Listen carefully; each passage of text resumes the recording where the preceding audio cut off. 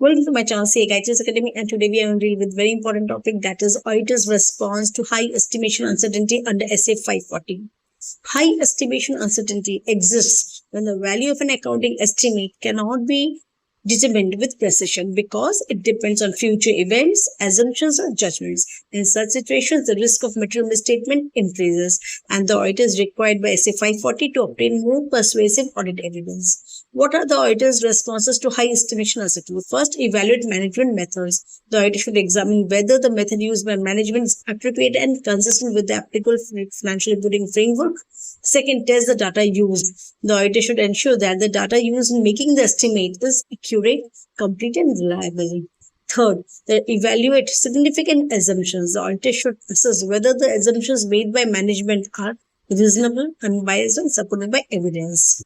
Fourth, consider alternative outcomes. Where estimation uncertainty is very high, the auditor should determine whether a range of reasonable outcomes exists instead of relying on a single estimate. Then fifth, develop an independent estimate. If necessary, the auditor may prepare an independent estimate and compare it with management's estimate. Okay. Now, sixth, involve an auditor's expert. Where estimates involve complex technical matters, the auditor may seek assistance from an expert. Seventh, evaluate adequacy of disclosures. The auditor should verify whether the financial statements adequately disclose the estimation uncertainty, significant assumptions used, and the sensitivity of the estimate to the changes in assumptions where required. So we can say assess management bias also. The auditor should remain alert for indicators that management has intentionally selected assumptions to overstate assets, understate liabilities, or manipulate profits.